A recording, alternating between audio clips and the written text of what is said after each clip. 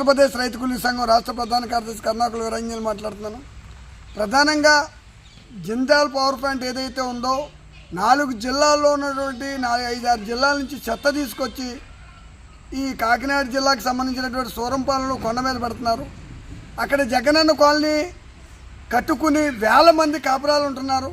పెద్దాపురం మండలం అంతా కూడా మేము ఇక్కడ ఇప్పుడు మీటింగ్ పెడుతున్నటువంటి దంపేట నుంచి కూడా 20 ఫ్యామిలీలు ఉన్నాయి. చాలా ఫ్యామిలీ ఇల్లు కూడా కట్టుకున్నారు.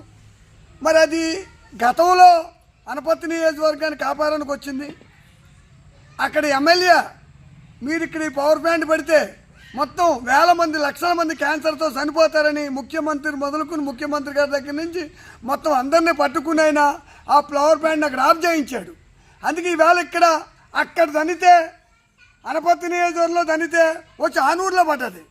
మేము ప్రధానంగా మా డిమాండ్ ఏంటంటే ఇప్పుడు ఇక్కడ ఉన్నటువంటి ఎమ్మెల్యే గారు చిన్నరాజప్ప గారు దాని మీద ఆ పవర్ ప్లాంట్ ఎట్టి పరిస్థితులు అంగీకరించొద్దు.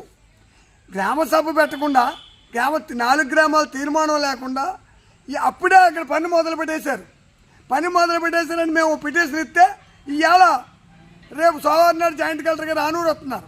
ఇదేం పద్ధతి? ఆల్రెడీ అప్పుడే తంబాలు వేసేసారు, కంచెలు కట్టేసారు, అప్పుడే పనులు మొదలు పెట్టేశారు. ఇప్పుడు అలాంటి ఫ్యాక్టరీలు ఎక్కడ పెట్టాలా? ఎక్కడో అరణ్యవాసంలో పెట్టాలా? ఇక్కడ ఎలా పెడతారు?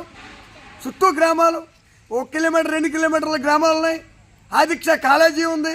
అది మినీ గవర్నమెంట్ చేతారెడ్డి గారు ఉన్నారు. వారి కూడా ఏం మాట్లాడతలేదు. వేల మంది లక్షల మంది విద్యార్థులు అక్కడ చదువుకున్నారు. అక్కడ ప్రగతి ఉంది. మరి వీళ్ళందరి బతుకులు ఏమైపోవాలా? వీళ్ళ జీవితాలు ఏమైపోవాలి? అందుకే మేమేమంటామంటే ఖచ్చితంగా జిందాల్ పవర్ ప్లాంట్ తక్షణం ఆపివేయాలి. ఆపేసే వరకు కూడా మేము ఆందోళన చేస్తాం. రేపు కలెక్టర్ ఆఫీస్ ముట్టడి పెట్టినాం 500 మందితో. దాన్ని నిర్మించుకున్నాం. ఎందుకంటే రేపు జాయింట్ కలెక్టర్ గారు ఆనూరు వస్తున్నారు కాబట్టి మా బాధలు మా కష్టాలు ఆ బ్యాటరీ వస్తే పడే బాధలు ఆ వాసన అదంతా భరాయించలేమని మేము తెలియజేసుకున్నాం. తక్షణం ఆ బ్యాటరీ ఆపాలని ఆంధ్రప్రదేశ్ రైతు కూలీ సంఘం రాష్ట్ర శాఖ కూడా ఈరోజు డిమాండ్ చేస్తుంది.